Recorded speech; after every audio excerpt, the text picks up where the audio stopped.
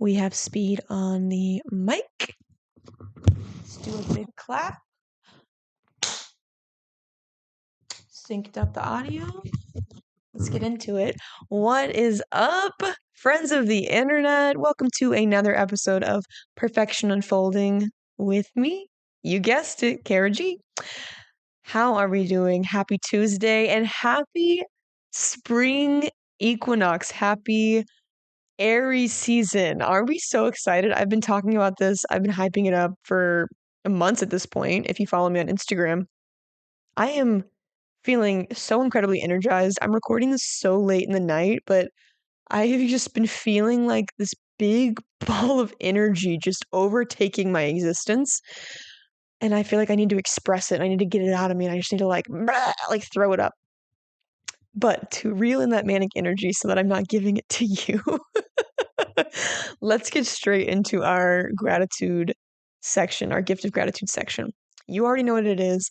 Find a comfy spot, sit up nice and tall on your sits bones, get nice and comfy, take a beat, find just a point in your present in this present moment where you feel grounded. Feet are on the ground, maybe. If you're driving, don't close your eyes, but just take a deep breath with us. We're going to do 3 big deep breaths, as we always do. Just to ground ourselves in reality, to get us in the present, to let go of the things that are bugging us, to let go of our woes or whatever. It's spring, okay? Let's just vibe there. So in the spirit of spring, in the spirit of rejuvenation, in the spirit of new, let's go ahead and inhale, take a big deep breath. Here we go. And let's exhale. 2 more just like that. And exhale. Really let it go. Inhale all the good. And exhale all the crap.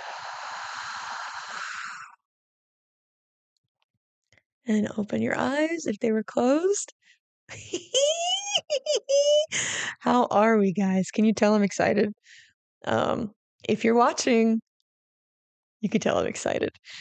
That being said, guys, I am so grateful for you. I am so grateful for those of you watching, which we're going to get into in a second. I made a list. Let me pull it up. You know I always have notes. What am I grateful for? What am I grateful for today? Because you know I got a list. This week, I have been so grateful for specifically. Wait, where's my list? Oh, here we go. Spring. I'm grateful for spring. I'm grateful for Aries season. Something just happens to me. Like I just feel like a flower or feel like literally a wildflower, like who's been hibernating all winter and has just been, grin and bearing the winter, enjoying it. Like it's all part of the process, respecting it, whatever. But like once that spring is sprung, I just start like bursting out of my shell and like have this whole creation life energy just like come to the forefront, and I just have all this energy and this excitement, and I'm just ready to be seen. I'm ready to be heard. I'm ready to be enjoyed. I'm ready to just play with my other flower friends. I'm wearing a bright red lipstick and my pink and red floral shirt today with little poofy sleeves. Just in celebration of spring, because why not? I love a celebration. It's like nature's decorating for a party. And I love a party. I love hanging out. And honestly, I went to the park yesterday. I'm grateful for the park. Or I've gone to the park several times this week because, again, still not employed. But I've been really enjoying it. Like, honestly, unemployment is kind of dope. It's giving COVID vibes in the sense that, like, I have all the time in my day to just do whatever I want, and it's so liberating and so nice. And I'm really appreciating this time and appreciating it by going and looking at all the flowers that are popping up and poking at them and like, oh, you're so cute, or you're so small, or you look like popcorn. Like there was a flower I saw that looked like popcorn the other day. I'm grateful for the park. I'm grateful for running. You guys, I went to read in the I went to go for a walk because in the park sometime last week because the night before I stayed up all night till like 8 a.m. working on a project for the podcast that I'm putting together. Maybe some new branding. I'm very excited. And I'll be rolling out soon. Um, and I was walking and then something came over me and was like, "You could run." And then I just started running for the first time in probably a year. I just started running. Like that's the power that spring has over me. It's just like maybe you run now. I've never been a runner. I've never particularly enjoyed running. Like I like dance as my cardio, to be honest. But I just started running and it was the weirdest thing. I just ran and I ran and I ran and next thing I know I ran like 2 miles. I couldn't tell you the last time I ran 2 miles, let alone like a mile, let alone 2. And it was and it was easy. And I was just running and it was easy and the only reason why I stopped was because my calf started cramping up because I didn't stretch. So I'm grateful for running. I didn't even know I could do that. I guess I'm just at a point in my life where like I've been prioritizing my health and like I test drove running and I mean jogging, let's be honest. Like I don't really run. I'm more of like a fast jog kind of girl. Maybe a stride here and there. But like at the end of it, like when I could feel my calves cramping up, I just went from a jog to a stride and I kind of ran as fast as I could, you know, in like a stride kind of way and gassed myself out. And I was just like, whoa, I just ran 2 miles. That's crazy. I guess I'm doing something right. So I'm grateful for that. I'm grateful for my sore muscles. I've been limping around like I need a cane for the last 2 days because my muscles are so sore. My calves, I have not worked my calves in that kind of way, and I don't since ever. I don't think my calves have never felt so sore in my entire life. And I dance in heels, when I salsa dance. So that was fascinating. But I'm like, I love being sore. It makes me feel like I did something. Um, I'm grateful for reading. I've been reading again. I haven't picked up a book until this week since when I was in California, like a month ago at this point. Um, it's been a month, I think. It's been over a month, actually. Or at least it's been about a month, which is crazy to think about, but because like time is zooming by, like where did February go, right? Um, but I've been reading again. I picked up the third book of Conversations with God, that I bought probably 4 years ago during COVID, and I read book one in 2020. I read book two just earlier this year for the first time. And now I'm reading book three, and I feel like I've picked it up again in like divine timing, like at the perfect time. Like it just the words are hitting. I feel like I'm in a space where like I'm reconnecting with my spiritual health again. You go through a whole spiritual experience when you get fired and then you get a new job and then you quit the new job and now you're unemployed. Like there's just a lot that goes on. And so this book is just like establishing and like nurturing that foundation that it built in book one. And you got like, I can talk about all the self-development topics I want on this podcast. I can talk about all the tools that have helped me and all that stuff. But like, the thing that changed my life was these books. Like, Conversations with God, book one. If you want to change your life, if you are seeking spiritual guidance, that's the book. Like, I don't know. I can't even describe to you like in what ways that it's changed my life. But once you pick it up and you read it, if it resonates, you'll understand. If it doesn't resonate, that's okay. But I've been reading this book and it's blowing my mind, and I'm actually going to get into it a little bit today, just because there's just so much juice to be squeezed from the book. I'm grateful for my besties. I'm grateful for my besties.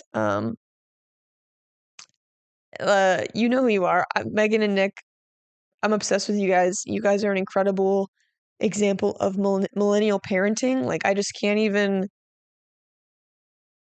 like your kid's gonna be great. Not only is he gonna be fine, he's gonna be great. And you guys are gonna be fine and you're gonna be great too. But I went and visited them this weekend and I'm just in awe of the two of them and their love story and the lives that they're leading. I'm so proud of them. Like they're so talented. They're so awesome. and they're so hospitable, and I always just love visiting with them and just feeling grounded. Like, they're the most grounded humans that I know on earth. Like, I'm always up here, like, in spiritual land, and I ground myself to, like, give me more balance, but they are, like, salt of the earth people, and that inspires me to they, like, bring me back down. They, like, cinder me, and I don't know if they know that, but that's what happens. So, love you, Megan. Love you, Nick. Love you, Noli. Um, and then, last couple things, like, I'm grateful for my inner knowing, as per usual. Like, she's getting stronger and stronger every day. And also how I learn something new about myself every day. Like, especially with all this time I've had on my hands, like, I don't wanna say that I've been busy, but I've been incredibly productive. Like, I have been so focused on perfection unfolding and, like, just kind of creating all the things and all the iterations and all the things that I wanna do with it that that aren't coming to fruition yet, but, like, the seeds have been planted, like, they're blooming, they're growing, and I'm letting them breathe so that they can be exactly what they're supposed to be. Um, and in that process, I'm learning so much about myself. I'm taking stock of where I'm impatient. I'm taking stock of where I maybe have some insecurity. I'm taking stock of just how much I need to surrender to, like, really get done what I want, what I desire. And just witnessing myself in that process has been really interesting. Being the observer of my existence has been really interesting, but it's my favorite thing to do. Like, I love an experiment, and so I'm always experimenting, and I'm always analyzing and observing and taking notes, and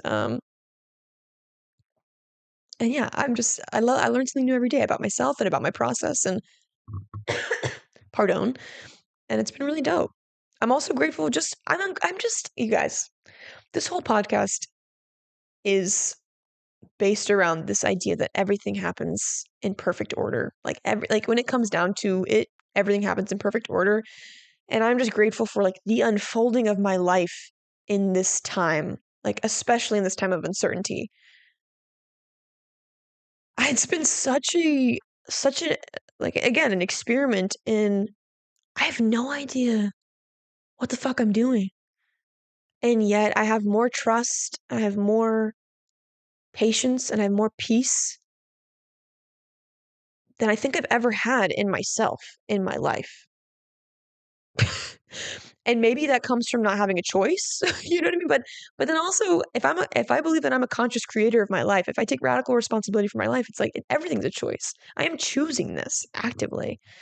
And and I like the choice that I'm making. Like, if I get called back for a job, like, if I'm offered a job, I'll make a choice to accept that job. If I'm not, I'll make a different choice in terms of being unemployed, or I'll make a different choice to make money in a different way. Like, it's just I don't know, but the way that everything's unfolding, the way that things are happening for me, I just things are just popping up out of nowhere. Like, there's so many synchronistic things that are happening that I'm not even gonna get into, but, like, just little, like, nods from the universe of, like, "Yep, yep, you're doing the thing. You are living your highest timeline. You are doing it. Keep trucking along, keep pursuing your thing. Whatever you do that's not yours, cool, but, like, keep pursuing your thing and you're gonna be okay." So, that's my list for you guys this week. I'm just grateful. I don't know, like, this practice is so it's not I don't just do it here, every morning I've been showing up to my morning pages. Today was day 162. I just keep trucking along, and I keep showing up, and I keep expressing my gratitude, and I gotta say, guys, I feel like I've unlocked the code. I feel like I've unlocked the code for not just manifesting, but just being more joyful, being happier, being more at peace is just checking in with me every single day and taking stock of what I can do and taking stock of the things I don't have control over, taking stock in my choice, writing about my dreams, just like checking in and seeing how things are. I don't know. There is a correlation between doing that and my life changing for the better. Like, doing that and having a higher timeline revealed to me. Doing that and being blessed with synchronicities, like being blessed with random money, like with random opportunity, with random interviews with random connections, like it's all connected. And maybe you take up that practice of writing in a journal every morning and like the same happens for you. I would hope so. I hope so. you know, it can't just be me. Like as much as I think I'm a special person, because I am, at least to me, if no one else thinks I'm special, I think I'm special. But I'm not special in the fact that I'm a human. Like I'm not special in that this practice is anything that's just that only I can do. Anybody can do this. Like, and that's my hope, is that you do check in with yourself. Like my whole goal for this podcast is that you can see who you are and that you can choose to create who you are. And just by being the example of that, that's really it. So hopefully you can think of some things that you're grateful for this week and just sit in it. And again, if you're new here, it could be something as simple as like, I'm grateful for the way that my hair fell in my little curls today. I'm grateful for my favorite red lipstick. I'm grateful for my mom. I'm grateful for my job. I'm grateful for having food on my table that nourishes my body. Gratitude is an incredibly important practice in creating more joy in your life and appreciating what is. I feel like so much time we experience disappointment because we think that our current situation isn't it's not what we want, but it's what it is. And it's like, okay, if this is what it is, there's something in here to be grateful for, unless you just want to be nothing. And then I guess I can't help you. I don't know. I can't help you with that. So anyway, the only life update I have for you, moving on to life updates, the only life update I have for you is that as of today, as of right now, the Patreon is launched. Patreon.com/perfectionunfolding is fully live. And if you sign up at 9 a.m. from now today, March 19th, during this 19th episode, there's a member offer where if you sign up in the next 2 weeks between now and April 2nd, you will get a shout out on the podcast.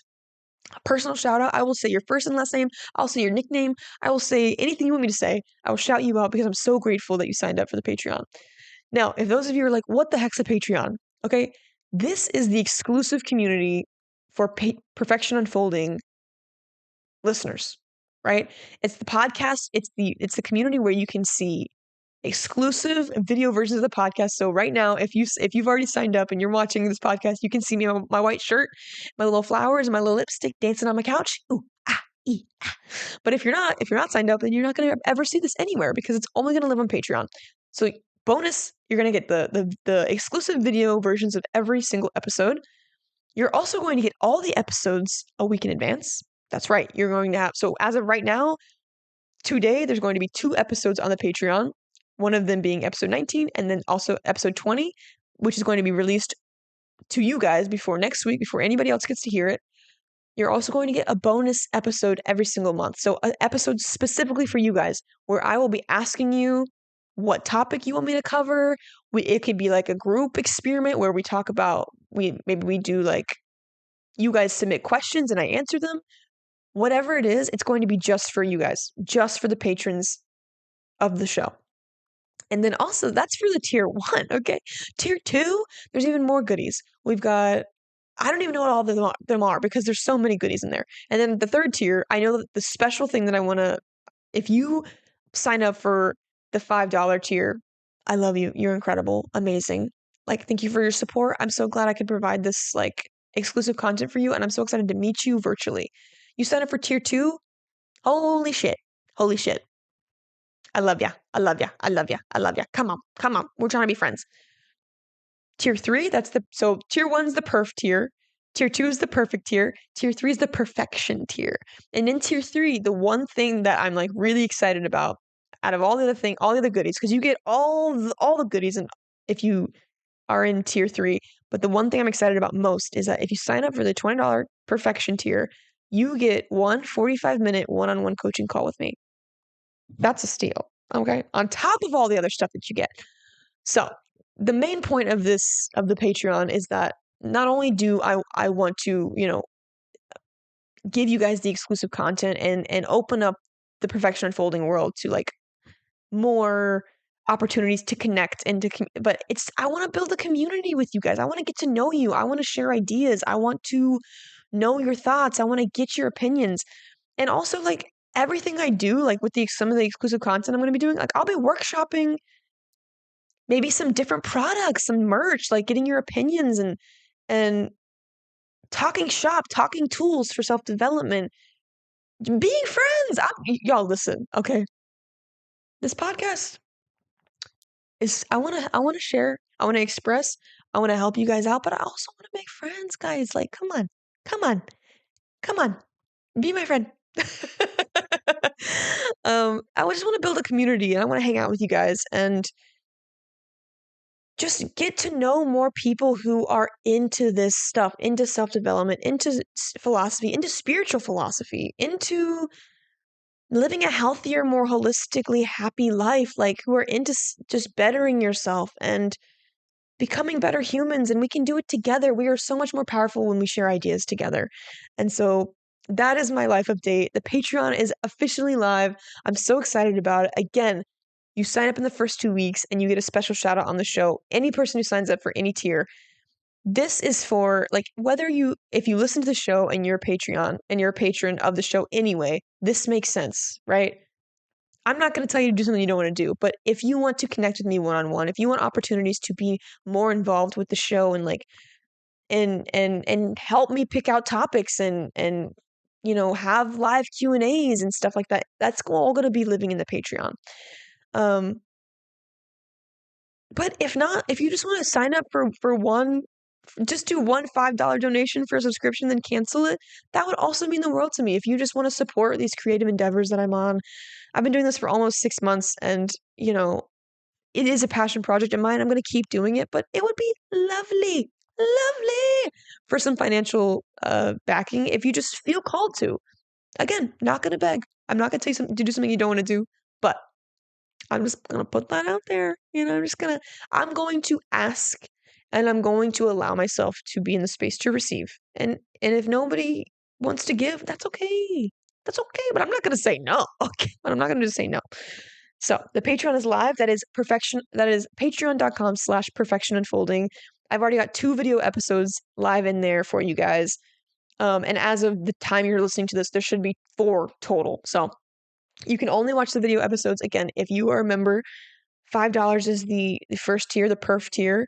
And all the information of all the different perks that live inside the Patreon. So if you have any questions, DM me at perfectionunfolding on Instagram, perfectionunfoldingpod on Instagram, or you can email me at perfectionunfoldingpod@gmail.com.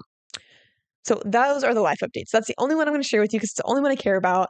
I'm really excited. I have no idea if any of you are actually going to sign up. I have no idea if anyone even cares, but I wanted to offer this as an opportunity to see, everything. Listen, guys, I don't pretend to know what I'm doing. I don't pretend to know anything.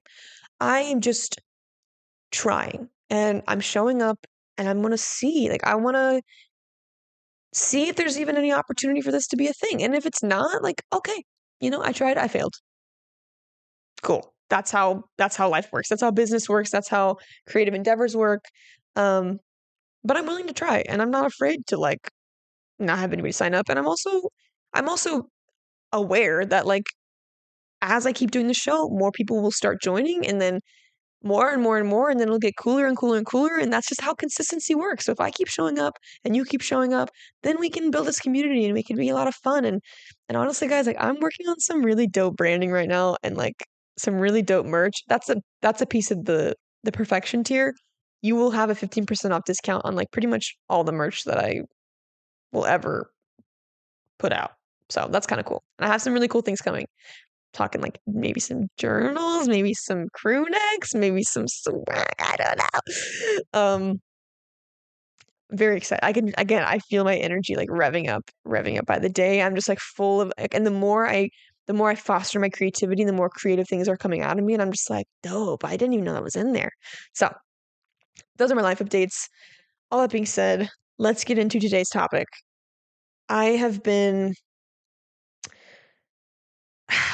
okay. Topic of the week. amending your core beliefs to manifest your desires.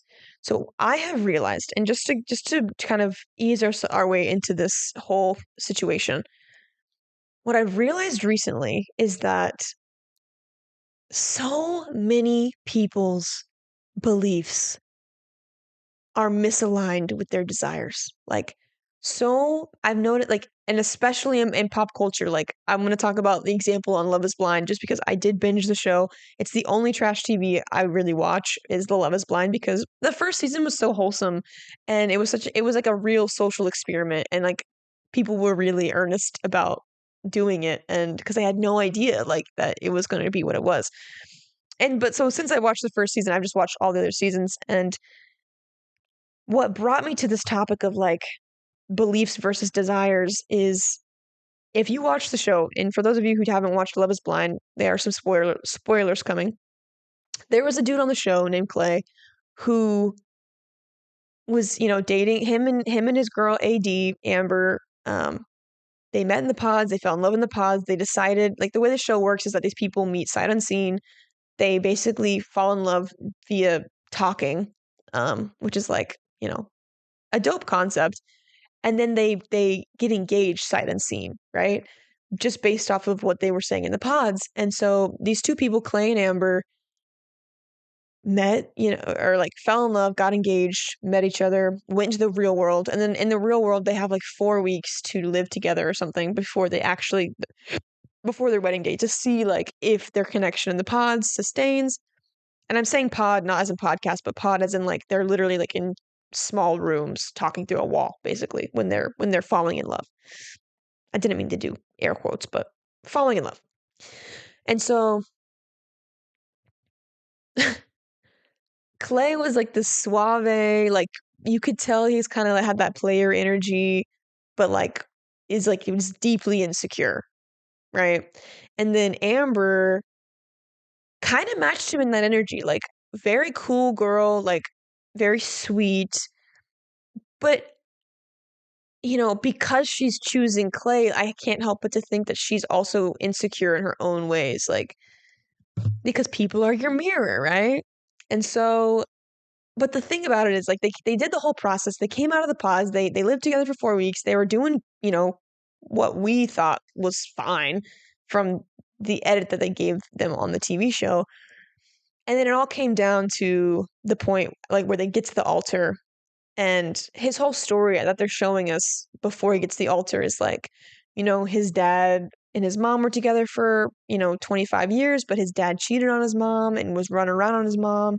And even after they split up, like he was that womanizer suave dude who was like talk too smooth, but like snake oil kind of like, you know what I mean? Like he could just get in your panties and you don't even know how he got there. I feel like most women have one of those in their roster somewhere. You get a little digmatized and stuff happens, but so that was like his dad's story and like so Clay, the guy who he's like talking about how his dad wasn't like his dad, he looks up to his dad and his dad is his hero, but like not a great example when it comes to women. Like he's never had a good example of marriage in his life. Like he has nothing to look up to. He has nothing to look at and be like, that's a husband, that's a marriage, I want to do that. And so they get to the altar and, Amber, the girl, AD, is her nickname. She's like, I do to you. Like, whatever happens, like, we're going to make it through. And like, this whole process, he's had this red flag, this insecurity that like he is maybe thinking that like he's not going to be a good husband or like the marriage thing just freaks him out. He doesn't think he's ready. But then he's like, but I want to try and I want to work on it with you. And like, he's like determined, like he has this desire, right? That he's like, I want to be a husband and I want to be a great dad and I'm going to be the best. And kind of puts this pressure on himself to be this person that he desires to be. But when it's all said and done, he gets to the altar and he's like, well, I don't feel like it's responsible for me to be like, yes, like I do, like I'll marry you, like we'll figure this out because his belief was that he's going to mess it up somehow. His belief is that he's not going to be a good father. I mean, a good husband because his dad wasn't a good husband. His belief is that he doesn't deserve this incredible relationship with this incredible woman who's like ride or die for him, who's like, we're going to make it through, we're going to make it work.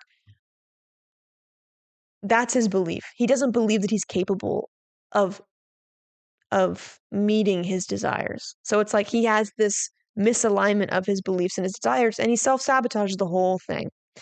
And so I'm like watching this unfold on TV, and I can't help but to think about my own life, and I don't want to keep talking about my ex because I just, out of respect for him, but it is still part of my story, it's still part of my life.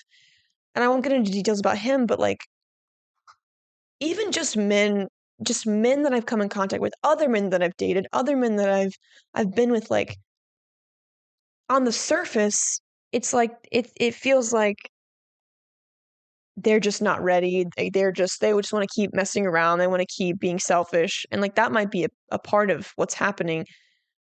But I think on a deeper level, from what I've seen and from my perspective, like in the guy in Clay on TV and in my ex was like this deep core belief, core wound that they didn't feel like they deserved such a good thing because they thought they were going to mess it up, you know? And it's like no matter what you just it's like they want this big beautiful life. They want this amazing wife and this amazing life, and they want to have children. They want the whole kit and caboodle, the whole shebang. But then like that core belief of like I'm going to fuck it up cuz I'm a fuck up, it like blocks them. It sabotages this what could be this beautiful thing, and they run away cuz they're scared. And it's just so sad because it's like it's not even true. You know what I mean? Like you're basing your future on on the past, and it's like the past isn't real anymore. You know, like the future isn't real. It's like the present. Like you can do whatever you want in the present. You can choose a new choice. You can believe a new truth about yourself. But that's what I want to get into today. It's just like what a core belief is, like what belief is, the definition, what desire is, how they differ, what a core belief is, how they come about, and then how we can work to identify them and then change them. Because even for me in my own life, like I've self-sabotaged so many things. I feel like a piece of me in my last relationship self-sabotaged in not calling out the flags that I saw early on. Like that's my red flag is seeing something and ignoring it because I was comfortable. And it just felt so much better to just not address it. It just felt so much like I didn't want to believe it. I didn't want to believe that that could be a possibility on the table of like, you know, breaking up with the person that I love deeply. So like that's I self-sabotage, you know, by like not accepting the truth. And maybe that's not self-sabotage. I mean, maybe it is. I don't know, but I think it was just I just wanted to hold on as long as I could because maybe it would change. Maybe it wasn't true. Maybe I was wrong. It's like I'm at this point, I'm like never wrong. The energy is always the energy, and it's like we can only keep it in the closet for so long, and ultimately the truth always reveals itself. The absolute truth. Um but like in other ways I've self-sabotaged like in my life in terms of career, in terms of my creativity. Like so often, I mean tonight, like I'm recording this episode so late because I procrastinated all day because I got stuck in a perfectionist like, oh, like the topic of today needs to be a deep dive, so I need to make sure that I've got all my sources and I've got all the information and I understand what I'm trying to say and I say it in a clear and concise way. And it's like, and then instead of recording at 6 or 7 p.m. like I usually do, I'm recording at 1 in the morning. Why? Like, why did I do that? You know, like I've self-sabotaged because there's something inside of me that's screaming at me saying like, what if it's bad? Like it's probably going to be bad. Like you're not good enough to put on a good show. Like you're not good enough to have people subscribe to your Patreon. Like nobody actually cares. You know what I mean? Like, ugh, like that's still a little piece that lives inside of me. It's a little piece and it doesn't take up so much of my brain power anymore, but it's still there. That's still a little piece of my core belief that I'm working to eradicate. And it's annoying and it's there, but like I have to have compassion for it, and I have to replace it with a new belief. Like my new belief that I'm practicing now is like, I am talented. I am smart. I am intelligent. I do have things to say that people want to hear. There are things that I say are going to help people. I do deserve the prosperity that I seek. The success that I seek seeks me. I'm worthy of success. I'm worthy of money. I'm worthy of being paid for the value that I add to people's lives. That's kind of where my big self-sabotage comes into play when it comes to actually pursuing something that I desire. Not just pursuing things that like help other people, like not help other people, but that contribute to other people's success. Like every time I've tried in the past to add to my own success just for me and only me, I've run into so many roadblocks. It's like, what if I'm not creative? What if I'm too much? What if I'm not enough? What if the stuff I make is bad? And it's like, what if it is?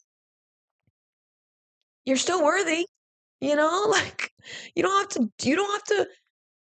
have to be valuable to other people to be worthy.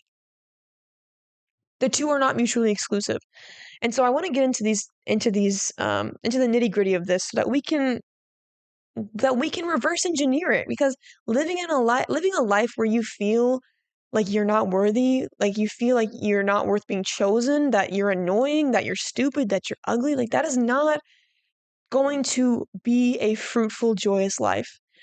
And my only goal for being alive is to be happy and healthy and not to fake it. I want it to be real. I want it to be joyful. I want it to be embodied joy.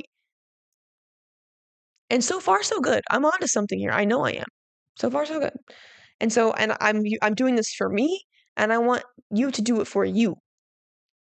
For no other reason than just because you can. For no other reason than just in the pursuit of happiness. Okay? So, with that said, definition of belief. Belief is when you accept something as true and you feel sure of it, of the truth of it. Okay, that's a belief. When you accept something as true, you believe it's true. Like you're like, this is the truth. That's your belief. A desire is a strong feeling of wanting to have something or wishing for something to happen. So a belief is you accept something as true, and a desire is a strong feeling of wanting something. Those two are not mutually exclusive. When they do come together, it's beautiful, because then you just believe that you just believe that you can acquire your desires, that your desires are at your fingertips, that you can manifest anything into your reality because you believe that it's already true. That's how it works. And there was this beautiful video that I saw before I move on TikTok that was describing like the secret to life, and it was, and I might butcher this, but she was saying we think of life as like we're taking steps towards our manifestations. We're taking steps toward the things that we want. But how life actually works, because we're always in the present moment and we're not in the past and we're not in the future, is that we think of something that we desire and we believe that it's already so, like to a degree, right? In terms of manifesting. We put the pin, like we drop the pin of the location of like what we want, right? Of something that we desire. And we attract the pin to us. The pin takes step towards us. The desire we don't chase, we attract. That's how you manifest, right? We're not moving towards anything. What we want is moving towards us. Isn't that fascinating? I loved that visual. I loved that video. Like it was like kind of blew my mind a little bit. I'm like, that is so true. I don't chase, I attract. And giving myself that visual was like it put it in a totally new perspective. And I just let that kind of like simmer in my mind. And I was like, I don't chase, I attract. And it gave the phrase a whole new energy, a whole new meaning. And it's like, right. It's coming to me. I'm standing still in the present always. And I just decide, I choose something, and then I align with that choice, and then it just comes to me easily. Oh, I love that. And that's like how you attract more ease into your life, is you just believe that it's so. You just believe that you're deserving of this thing that you desire, and then it comes. And it's like, whoa, that's crazy. So maybe that helps you too. So then I looked at the definition of core belief. And so it's like, if beliefs are something that we accept as true, core beliefs are deeply held beliefs that inform how people see themselves and the world. They have a large influence on people's perceptions and decision making. And that definition came from Medical News Today. And I'll read it again. So if beliefs are something we accept as true, core beliefs, core being like core to your being, core to your personhood, core to your identity a lot of times. Core beliefs are deeply held beliefs that inform how people see themselves and the world. So these are the things that we believe are true about ourselves and that are true about the world. It says that they have a large influence on people's perceptions and decision making. So if you believe something is true about you, that's going to inform everything you do in your life that has to do with you. Every choice you make, every person you let into your life, every job you accept. If you believe in your core truth that like you're deserving of money and you're deserving of opportunity and you believe that you're worthy of healthy relationships, you're going to attract those things because it's coming to you. Your beliefs are attracting like your desires to those things to you. If you believe that you're unworthy, you're unworthy of good jobs, and you're unworthy of success, you're unworthy of healthy relationships, you're unworthy of goodness and love and affection and joy, then you're going to attract exactly that. You're going to attract the opposite of all those things. Like a magnet, because like it's like what you believe is so. That's how the universe works. Like we are conscious creators of our reality. What you believe is true. If it's true for you, then it's true for you. I know I just said the same thing twice, but you picking up what I'm putting down? If you say it's true, then it's true. And that's just how our reality as conscious creators works.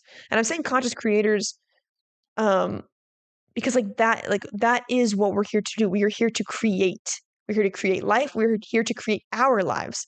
And that's where the whole episode of radical responsibility comes into play. Is like it's when you take it's when you own the fact that you can create whatever you want. You can choose anything and you are choosing everything. And if you don't make a choice, that's still a choice. Then you're just being an unconscious creator. But the goal is to be a conscious creator so that you can attract the joy and those intentional things that you desire, right? So those are those definitions. And so I found this article that does like a deep dive. It's the title is Uncover Your Core Beliefs So You Can Change Them. And it's written by Rachel Edens, I believe. Edens.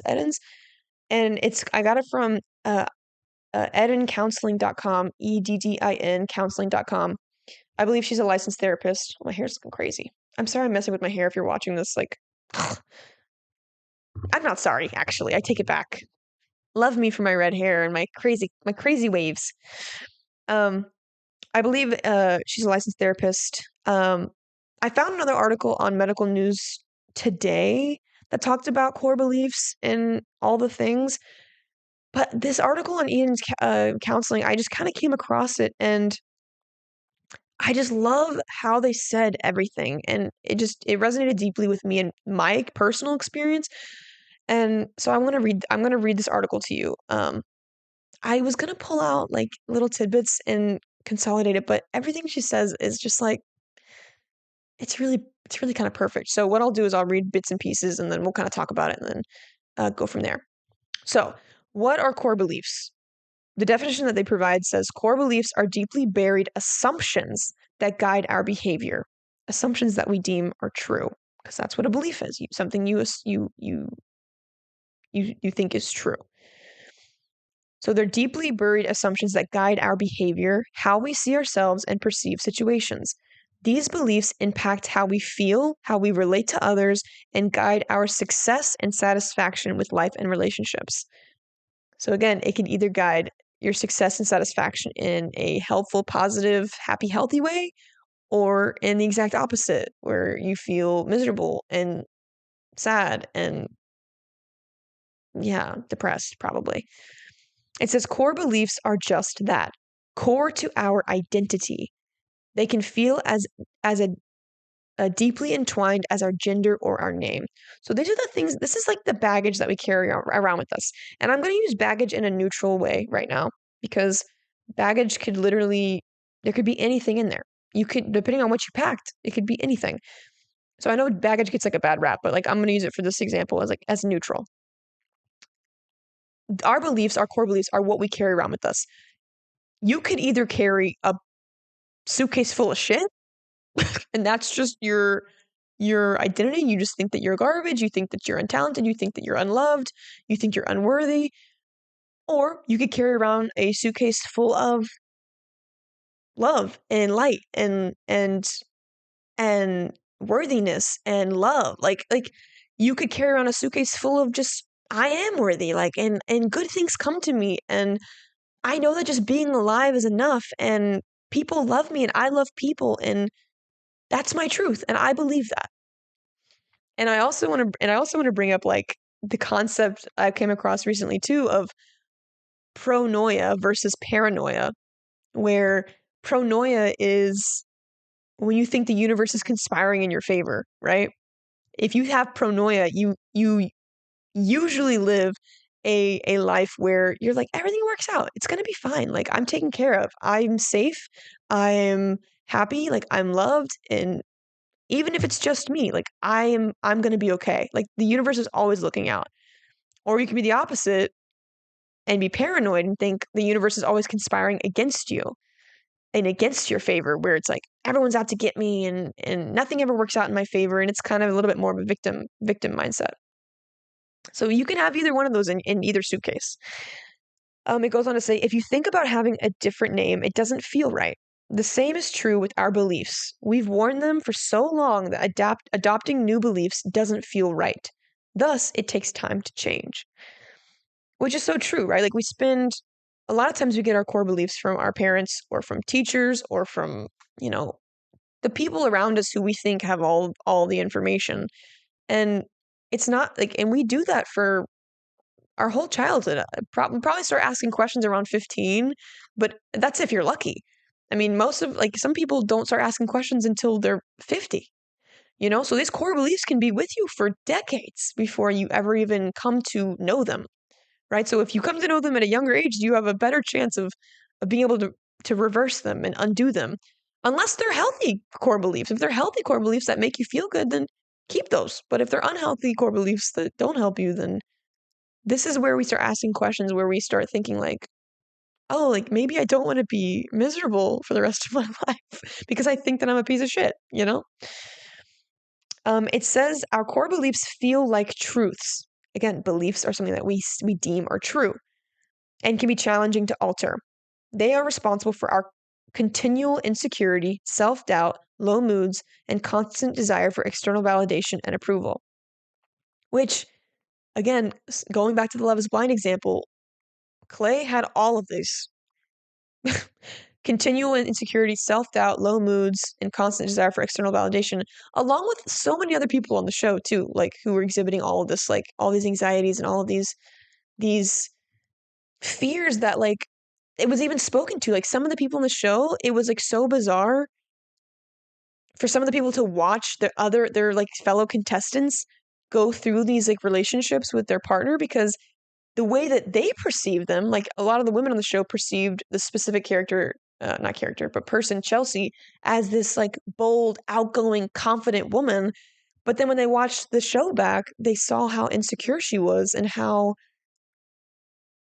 like how I don't even know how to describe how sad it was to see her be so small in relationship with this man.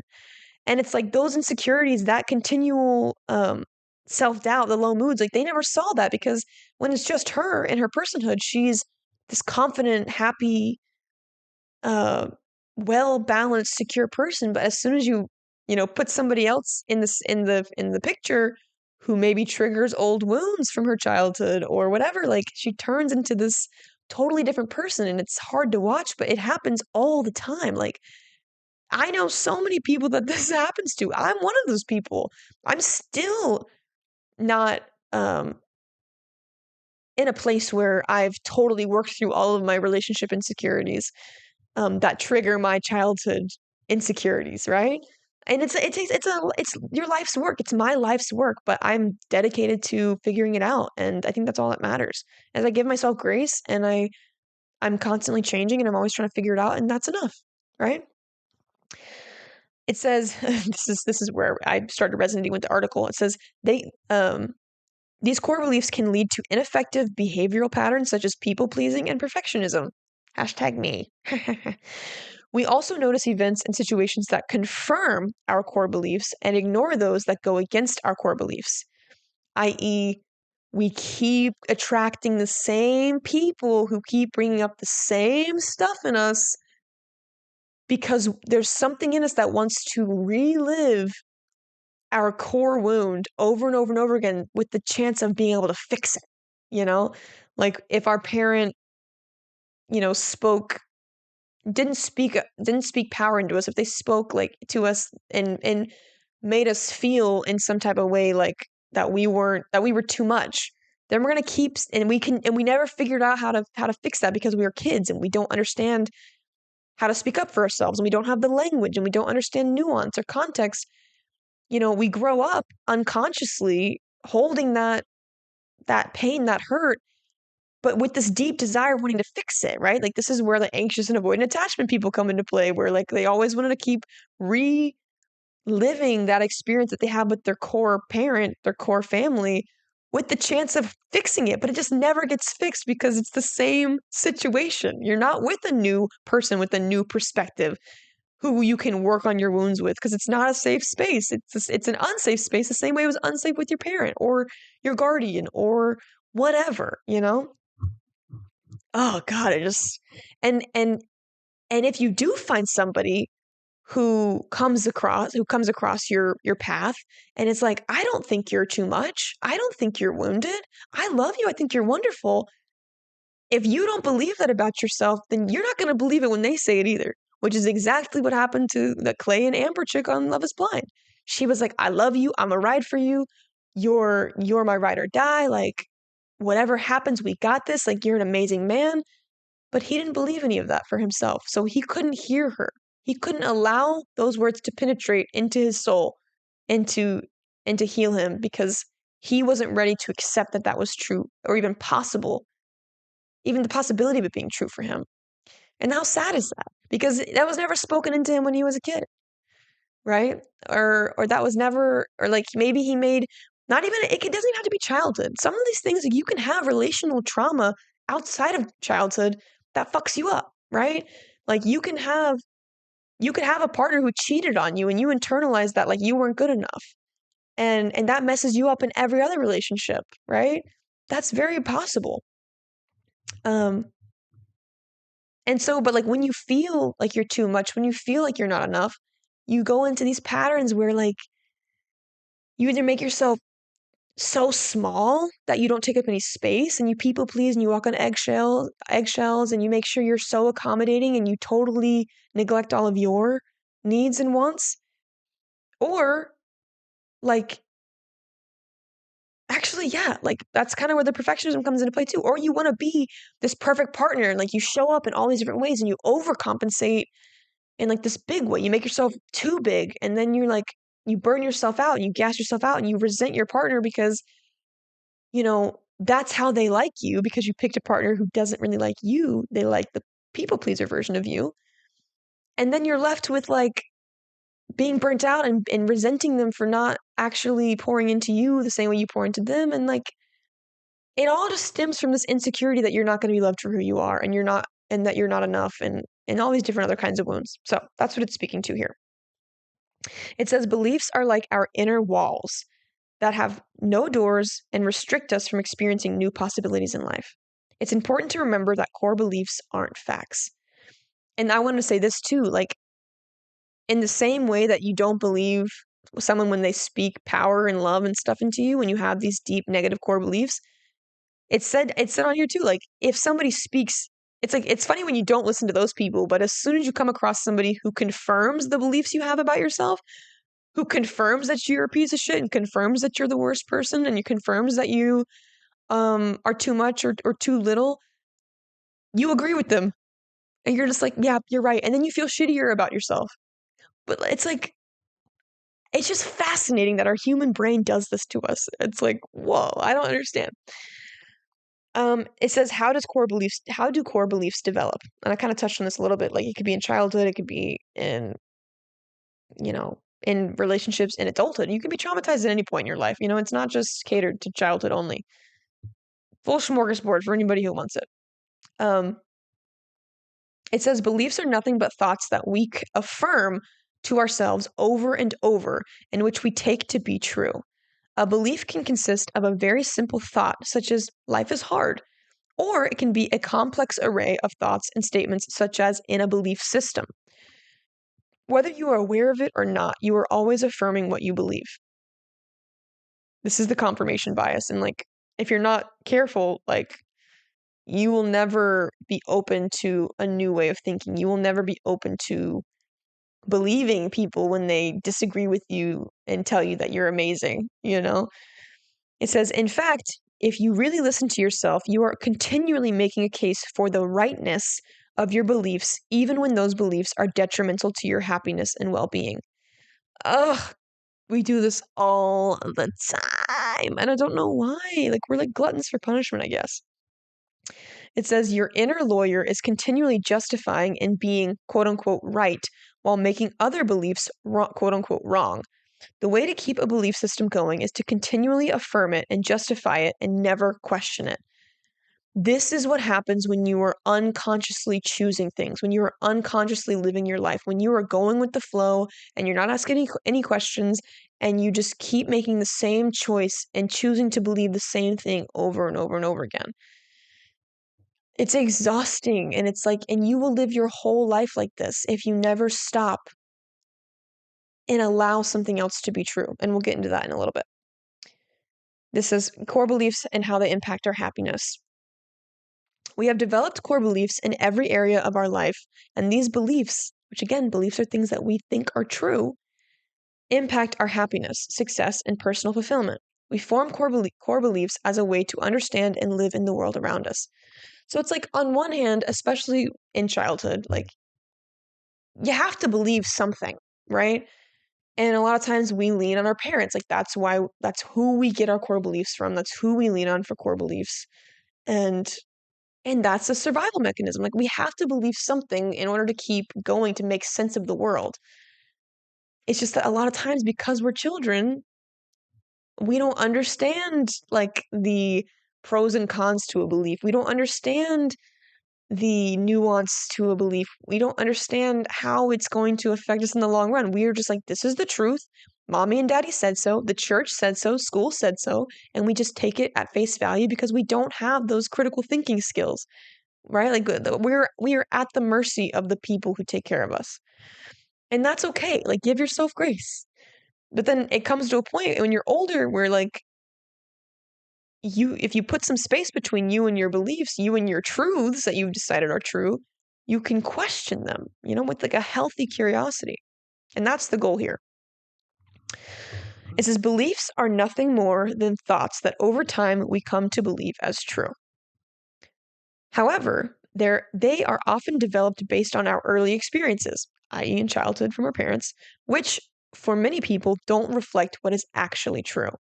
Like, it wasn't actually true that I was too much whenever I would express my feelings and my dad would get pissed off because I was having an emotional reaction, and like, but really he was also having an emotional reaction. He just didn't have the wherewithal to realize that's what was happening inside him.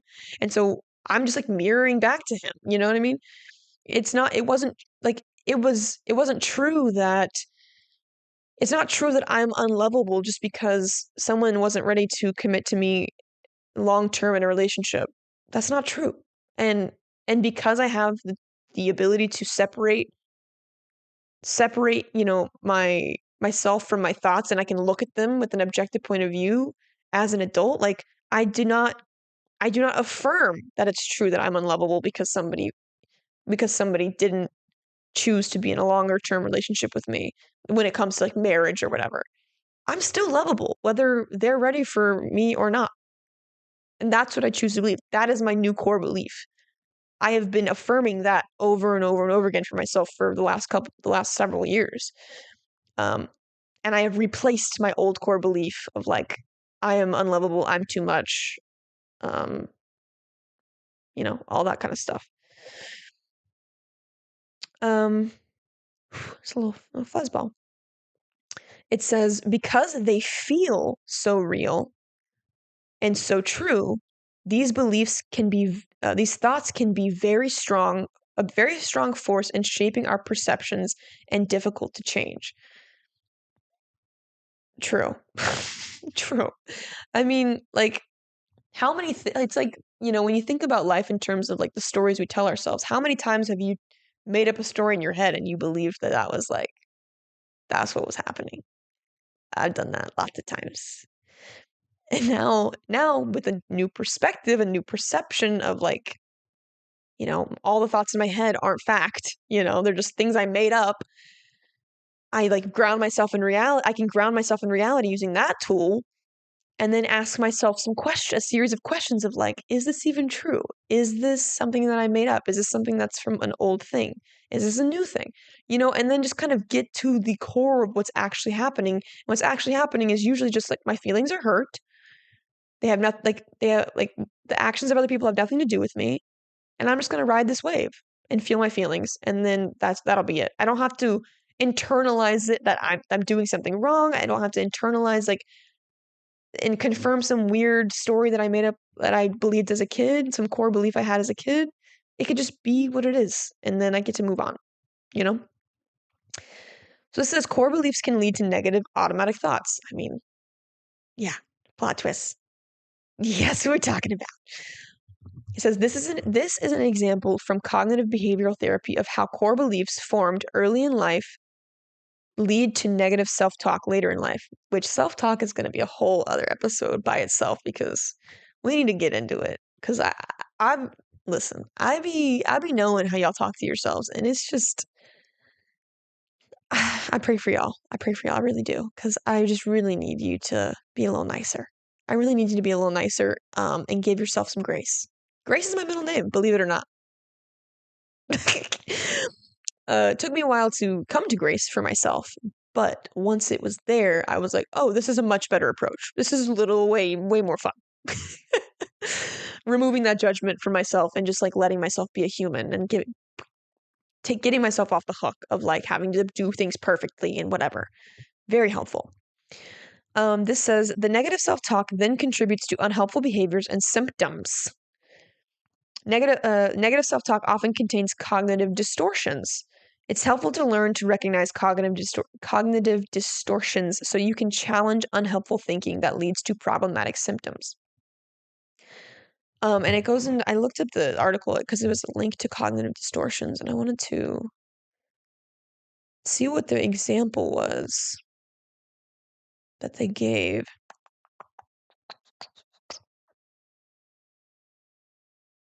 Let me Google it real quick. Cognitive distortions. Hang on. Please hold. Can I type with one hand? Cognitive. This is a learning experience for everybody. Don't you love this like experience? Cognitive distortions. Okay. Okay, here we go. Cognitive distortions are internal mental filters or biases that increase our misery, fuel our anxiety, and make us feel bad about ourselves. I've never even heard this word until today. Our brains are continually processing lots of information. To deal with this, our brains seek shortcuts to cut down our mental burden. Fascinating. So cognitive distortions are specifically like negative. They're internal mental filters or biases that increase our misery, fuel our anxiety, and make us feel bad about ourselves. And then there's like a thing that says cognitive, and that's from Harvard Health, that description. Okay, so here, 10 cognitive distortions that can cause negative thinking.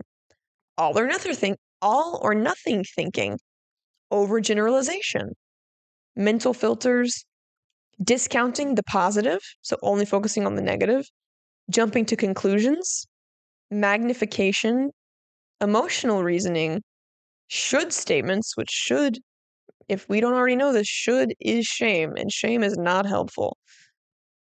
Okay, this is fascinating. I wasn't even gonna get into this, but this is fascinating. Let's talk about some of these cognitive distortions. Okay, all or nothing thinking is also known as black and white thinking or polarized thinking. This type of thinking involves viewing things in absolute terms. Situations are always black or white, everything or nothing, good or bad, success or failure. One way to overturn this cognitive distortion is to recognize that success and progress are not all or nothing concepts. By addressing this type of thinking and replacing self-defeating thoughts, you can feel better about your progress and recognize your strengths. Yeah, literally, life is all nuance. So all or nothing thinking, whenever I find myself in all or nothing, oh my God, I can't even, this is a tongue twister. Is my tongue too fat to say this? All or nothing. All or nothing. Every time I go into that thinking, I know I'm immediately in my ego brain. My ego brain wants things to be black and white so desperately. Like, it wants to think like, oh, like, we broke up because they rejected me. They rejected me and I'm too much. That's the only option on the table. It's like, um, actually, like, they were going through a hard time. They have their own situation going on, and it was a misalignment. Like, that's nuance. And then you also needed to like respect your own boundaries and like figure your own stuff out. So it's like, actually, no. It says overgeneralization happens when you make a rule after a single event or a series of coincidences. The words quote unquote always or never frequently appear in the sentence. Because you have experience with one event playing out a certain way, you assume that all future events will have the same outcome. Interesting. This is like giving the energy of like, oh my God, I'll never date a Gemini. They're all players. Bitch, just because you have a bad picker, just say that. Just say it with your chest. Because I'm a Gemini and I'm a freaking catch, bro. It says one way to combat overgeneralization is to focus on using realistic language. Instead of saying, I always do that, say something such as, that happens sometimes, but I'll try to do better next time. Okay, they use a different example, but yeah, makes sense. The next one, another cognitive distortion is mental filters. A mental filter is the opposite of overgeneralization, but with the same negative outcome. Instead of taking one small event and generalizing it inappropriately, the mental filter takes one small event and focuses on it exclusively, filtering out anything else. This is fascinating. For example, Nathan focuses on all of the negative or hurtful things that his partner has said or done in their relationship. But he filters all the kind and thoughtful things his partner does. This thinking contributes to feelings of negativity about his partner and their relationship. Okay, literally. I've done this in both directions. I have done the direction of looking past all of the negative and only seeing the positive. Not helpful. And I have overlooked all the positive and only seen the negative. And I use this mental filter in the negative direction every time I feel misunderstood, every time I feel misheard, every time I feel like I'm not special. I jump. This is like my ego wants to jump like to all the not the shitty things, all the little things that don't usually bother me, or like there aren't usually red flags, and I start nitpicking, and I'm like, well, they didn't do this, and oh my God, I do this. It says journaling is one strategy that might help overcome mental filtering. Make an effort to intentionally shift your focus from the negative and look for more neutral, important, or positive aspects of the situation. I think neutral is like very grounded. I think neutral for me works really well because it's very grounded in reality. It's like, this is the truth. The truth is they do some things that trigger something in me that feels unheard, unseen, unvalued. But the truth is also they show that they're listening. They show that I'm valuable. They show that I'm special in these ways. I like that. So another cognitive distortion is discounting the positive, which I guess it's very similar to mental filtering. But different. Discounting the positive is a cognitive distortion that involves ignoring or invalidating good things that have happened to you. Okay, so it is a little bit different. It is similar to mental filtering. There it is. But instead of simply ignoring the positives, you are actively rejecting them. This is like a whole other level. Talk about blocking your blessings. For example, Joel completes a project and receives an award for his outstanding work. Rather than feeling proud of his achievement, he attributes it to pure luck and has nothing to do with his talent or effort. This is giving, you don't know how to take a compliment. It's like when someone's like, oh my God, you're glowing. And you're like, no, I feel like an ugly piece of shit. Women do this all the time. Bitch, if you don't take this compliment, I swear to God, take the motherfucking compliment. Thank you. One way to overcome this cognitive distortion is to reframe how you attribute events. Instead of seeing positive outcomes as flukes, focus on noticing how your own strengths, skills, and efforts contributed to the outcome. Using my example, it's, oh my God, thank you so much. Like I really tried today. Like I put on a cute outfit. I just wanted to make today a little bit more special. You're validating your efforts. You're accepting the compliment. Everyone feels happy. And the example that they use, it says, by having more faith in your abilities, you'll feel more empowered and less likely to experience learned helplessness, a phenomenon where people feel that they have no control over the outcome, which is the opposite of living in choice. That is unconscious creation. Like you are making a choice, you are living in your reality, but like you're not doing it in an intentional way. So it feels like it's happening to you. But the reality is you're always choosing. Always. The next cognitive distortion is jumping to conclusions. There are two ways of jumping to conclusions. Mind reading, very guilty of that. Very guilty of that. I've had to unlearn mind reading so much because I like to make all these assumptions in my head and that leads me to making up a story and that's not helpful. So then I have to bring myself back into reality and just have the balls to ask the question. Ask the question. I have to assume that I don't know where they're coming from. The only thing I assume in a relationship is that my partner has my best interest at heart. That is the only assumption I make. Everything else is like, I don't assume that you still love me if you haven't shown up for me in love in a day, 3 days, 4 days, a week, a month, 2 months. I can't assume that because love is a verb. It's got to be shown. It's got to be given. It's got to be an action that's happening. It says two ways you can jump into conclusions. Mind reading, when you think someone is going to react in a particular way, or you believe someone is thinking things that they aren't. I'm very guilty of this, Jesus Christ. Or fortune telling, when you predict events will unfold in a particular way, often to avoid trying something difficult. So mind reading for me, how I relate that to my life is literally like it all comes back to my dad, right? My dad was the one I had to walk around on eggshells because he didn't have any emotional regulation tools. So the people pleasing comes into play and I had to predict his behavior so that I wouldn't have an uncomfortable experience.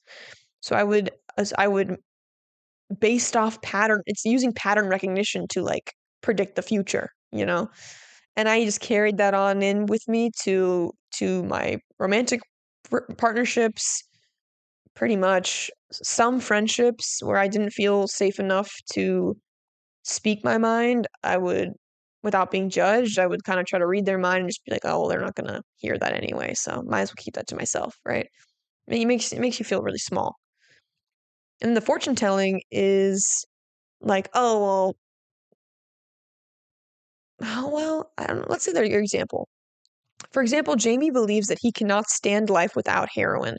Oh, Jesus, this is That's an example for sure. Such beliefs hold him back from getting the treatment and help he needs to successfully recover from substance. Okay, so he believes he's not going to recover, so that's true. That's the truth for him. To overcome this cognitive distortion, take a moment to consider the facts before you make a decision. Ask questions and challenge your initial assumptions. Dang,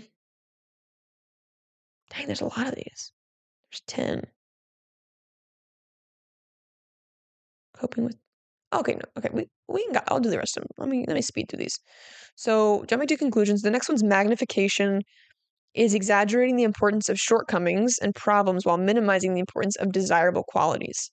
Similar to mental filtering. So a lot of these are like mental filtering. You're cherry picking what you want to talk, what you want to focus on. Similar to mental filtering and discounting the positive, this cognitive distortion involves magnifying your negative qualities while minimizing your positive ones. For example, when something bad happens, you see this as proof of your own failures. A lot of men do this. But when good things happen, you minimize their importance. For example, a person addicted to pain medication might magnify the importance of eliminating all pain and exaggerate how unbearable the pain is. Well, this example makes sense, but the example that I was thinking of is like for instance, going back to the Clay guy on TV, because most people are ingesting pop culture of Love is Blind. I don't say most people, whatever. A lot of people. He was magnifying in his lead up to his wedding day all of the qualities that he considers undesirable in himself, like that he considers bad or unhelpful, and he wasn't thinking about how far he had come in his manhood outside of his dad, all the things he had accomplished, all the mental fortitude he had built up, all the questions he had asked himself. Like, he minimized that because he had decided in his brain that like all the bad things were already too bad. Like, if he went through with that marriage, he was going to fumble the ball and he would never be able to forgive himself, and it would have just validated the fact that he was a mess up, right? The next one's emotional reasoning. Emotional reasoning is a way of judging yourself or your circumstances based on your emotions. This type of reasoning assumes that because you are experiencing a negative emotion, it must accurately reflect your reality. If you experience feelings of guilt, for example, emotional reasoning would lead you to conclude that you are a bad person. Interesting. For instance, Jenna used emotional reasoning to conclude that she was a worthless person, which in turn led to binge eating. So I've been there. Yeah, that example resonates. While research has found that this distortion is common in people who have anxiety and depression, me guilty, it is actually a very common way of thinking that many people engage in. Cognitive behavior therapy can help people recognize the signs of emotional reasoning and realize that feelings are not facts. Love that. The next one is should statements. Should statements involves always thinking about things that you think should or must do. You should or must do. These types of statements make you feel worried or anxious. Bro, I literally have done all of these. I think it's just part of being human. Right? Right? Yeah. Yeah, I think so. Yeah, just agree with me so I feel better about myself. So these they make you feel worried or anxious. They can also cause you to experience guilt or a sense of failure. Oh my, I think this goes for a lot of men too. Like, a lot of men, especially as they get older, they're like, and especially as they're like trying to find partners and wanting to settle down and have families, like, I should be the provider and I should and I must be the best dad and I must be the best partner and I should be able to have emotional resilience and I should be able to be vulnerable and I should be able to show up for my woman in this way and I should be able to do all these things, and women are the same. Like, I should be a good mother and I should be packing my kids' lunches and I should be, taking care of myself and I should be, but putting my kids first and I should, it's just like all this guilt and all this shame, like should. It's shame, shame, shame. It's judgment, judgment, judgment. It's not helpful. An example, Cheryl thinks she should be able to play a song on her violin without making any mistakes. When she does make mistakes, she feels angry and upset with herself. As a result, she starts to avoid practicing her violin.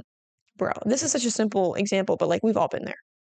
Like I should be, more creative. I should be better at podcasting by now, right? But we have to remove the should and give ourselves more grace. Like you can do what you can do, period. Let that be what it is. The last one, I think this is the last one, and then we'll get into the rest of the other article. This is on verywellmind.com, by the way, where this list I found is. Labeling. Okay, labeling, this is the last one, is a cognitive distortion that involves making a judgment about yourself or someone else as a person, which is what everybody on Love is Blind reunion was doing. Like, they all thought they were holier than thou, and it's like, bro, like, you guys all have skeletons in your freaking closet, and I could really do with way less judgment from all of you. Like, it was very upsetting to see so many people, women especially, to each other. I hate it when women are like being nasty to each other. It makes me sad. But like all these people were like placing so much judgment. It's like, bro, have you never been the bad guy in a situation before or done something that was less than tasteful? Like, I mean, it's reality TV, I get it, but it just makes me sad. Like, where's the grace? Where's the love? Where is the love? Anyway, labeling is a cognitive distortion that involves making a judgment about yourself or someone else as a person, rather than seeing the behavior as something the person did that doesn't define them as an individual. Thank you. You are not bro, you make one bad mistake, like that is not your whole personhood. That's where grace comes into play. You are allowed to pivot and get better and make different choices. Like, one decision you make does not define your life. I don't care how bad that decision is. I mean, please don't go murdering people. That would be less than ideal. And it'd be really hard to come back from that, really hard. But like I think it's possible. Everyone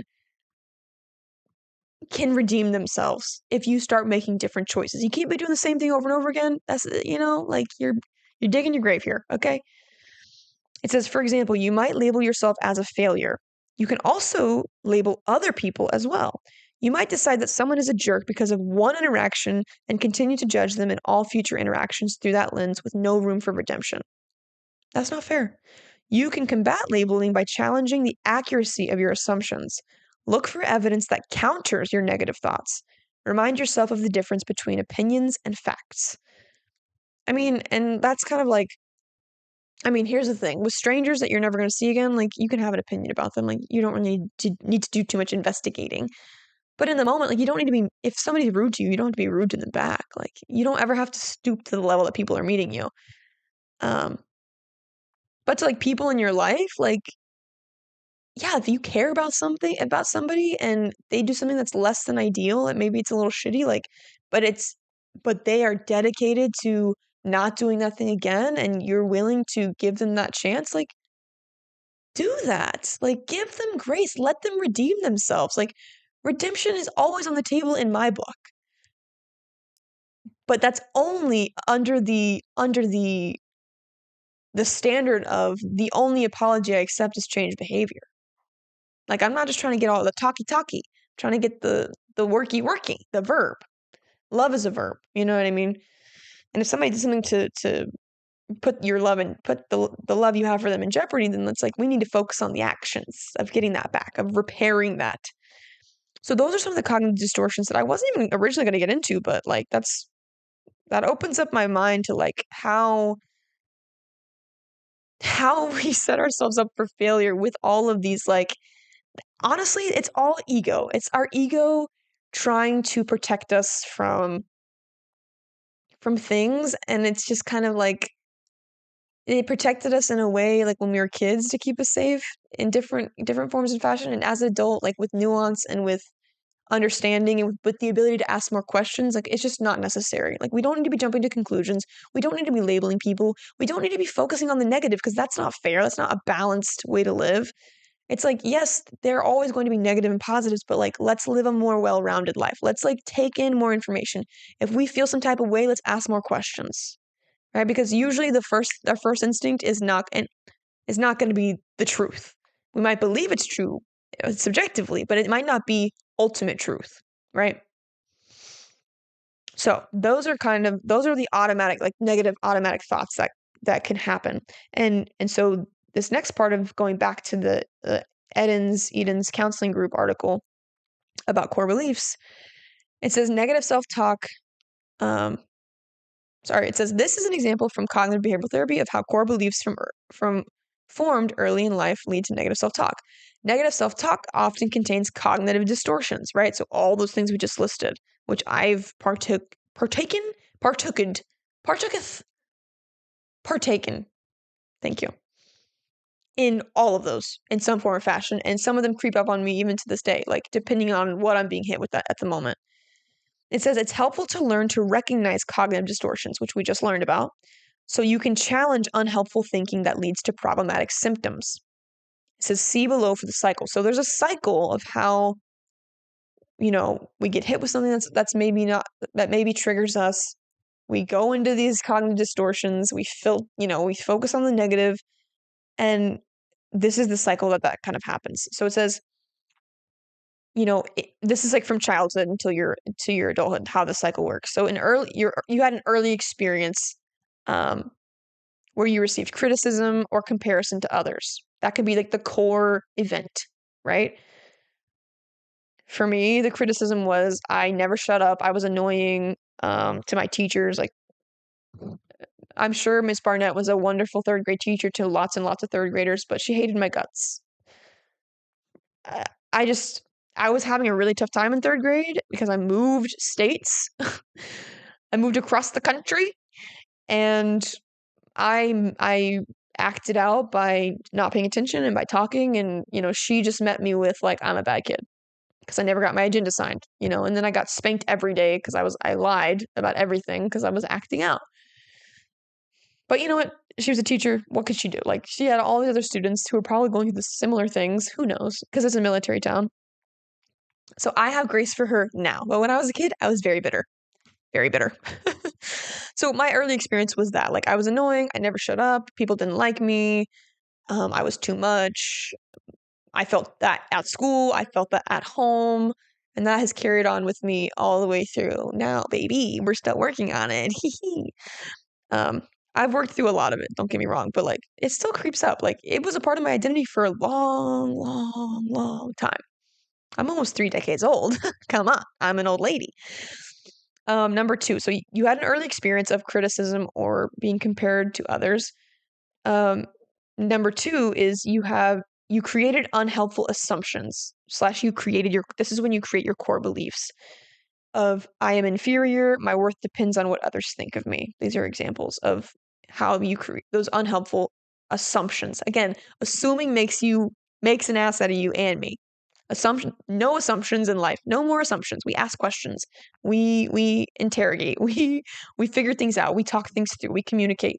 I didn't mean to say interrogate. I meant communicate.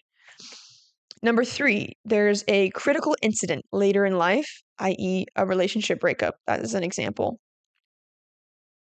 From this critical incident, you create negative automatic thoughts or cognitive distortions, i.e., it's all my fault. I'll be alone forever. I'm stupid. Something is wrong with me, right? So we have the early experience where we receive criticism. We internalize that criticism as like something's wrong with us. There's an incident that happens in life that then leads us, that like a hurtful event that triggers us and confirms in our mind that unhelpful assumption is true, that I am worthless, and that's the creation of the negative automatic thought. And then the symptom of that is behavioral. It's social withdrawal, motivational loss of so behavioral, you have social withdrawal. Motivational, you have loss of interest. Procrastination, feelings. So motivational is loss of interest and procrastination. Your feelings, sadness, anxiety, guilt. Your cognitive symptoms are poor concentration, indecisiveness, self-criticism. and your physical symptoms are loss of sleep and loss of appetite. Bro, I've experienced all of these. This is wild. I've done all of these. Like literally all the things I just talked about of me being in third grade, moving states. I behaviorally withdrew from friendships. Like I had like one friend in third grade. It took me until sixth grade to make a best friend. It took me 3 years living in a new state, like in a new town, to make like a real friend. Crazy. And it wasn't for lack of trying. I mean, I guess I didn't try. Maybe I didn't. I don't know. And this is me as a child. This isn't even me being cognitively like aware of anything. I socially withdrew. I had a loss of interest in, and I've had a loss of interest in procrastination in college. Socially withdrew in college. If I was out, I was drunk. So it's like I was never Kara. I was always like some other monster who was drinking a gallon of margaritas. Procrastination, loss of interest, 100%. Like I still experience and struggle with procrastination now whenever these negative feelings come up. Excuse me. Oh my goodness. My throat was like really dry. I'm sorry if you guys can hear that. Feelings every time that cognitive distortion comes, those cognitive distortions come up of like, I'm too much, I'm not good enough, nobody cares to get to know me, no one thinks I'm special. I do those feelings of sadness and anxiety and come up. My cognitive, like the poor concentration, the indecisiveness, like you just can't think straight when you don't think that you're worthy of good things. Like your brain is all over the place and you just have all this shame and you have all this like, why am I even trying? And you go into woe is me and you turn into a victim of your circumstances. And loss of sleep, loss of appetite, 100% have experienced that. 100%. And I know lots of people who've experienced all of these things too. All of us, in some form or fashion, probably have a negative core belief, if not lots of them. I have lots of them that I've been working through in my adulthood. Like, because I don't believe those things anymore. They don't help me. They don't keep me in, they don't help me survive anymore. They make me the opposite of survive or the opposite of thrive. They like ruin me. They bring me down. They hinder all my progress. Like and every once in a while I will find myself in like a poor pitiful me kind of situation. But now instead of it lasting months or years, it lasts me like a day or two. And then I journal and then I'm grateful for my life and then I start all over again.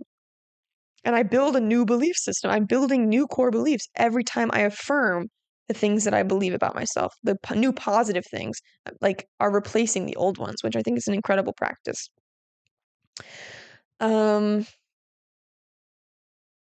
It just this goes on to talk about how core beliefs are developed. It literally says over time you may develop a belief that you're wrong. You can't. So the example it gives is like, let's say that as a child you shared your feelings and emotions with your parent who consistently told you you were wrong, i.e., my dad. Perhaps they did so in a very well-meaning way, which honestly, I think my mom kind of did this a little bit, but the well-meaningness, but that's, I don't think of my mom in terms of creating these negative core beliefs because all she ever did was pour like life and love into me. And my dad did too when he wasn't angry. Like, that's what made it so confusing. Hashtag father wound. But it says, you had a parent who consistently told you that you were wrong and like invalidated your feelings. Perhaps they did so in a very well-meaning way. If you said, I don't feel like I fit in and I'm scared the other kids don't like me, your parent may not have wanted you to have these negative thoughts and feelings and simply said, you're wrong, that's not true. Okay, this is an interesting example, actually. When this happens over and over with each negative emotion you experience, right? Over time, you may develop a belief that you're wrong, you can't trust yourself, and you can't trust your emotions. I definitely had the I can't trust myself thing for a little bit. But my emotions, I mean, now that I'm an adult, like once the wave is gone, then I'm usually always right. The emotional wave. It says if you believe at a fundamental level that you're wrong, you might find it difficult to express yourself assertively, to feel worthy or deserving, or to trust yourself.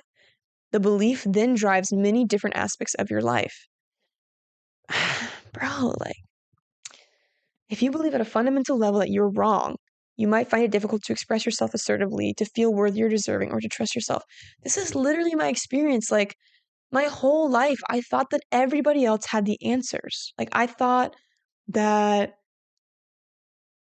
like, I can't even explain, like, bro, articles just speaking to everything that I've gone through. And I really hope it doesn't resonate with you, but if it does, like, you're in good company. If adults mistreated you as a child, you may have formed the belief, I am not safe. As a child, it makes sense to draw this conclusion, and it also protects you from trusting other adults who may also mistreat you. This is interesting. If adults mistreated you as a child, you may have formed the belief, I am not safe. As a child, it makes sense to draw this conclusion, and it also protects you from trusting other adults who may also mistreat you. Okay, this is fascinating. So with me, this piece of it doesn't necessarily resonate because even though I felt unsafe with my father, like yelling and stuff, he wasn't around a whole lot of the time. So I was mostly with my mom, and my mom was my safe space. So I didn't develop a complex that like other adults were unsafe.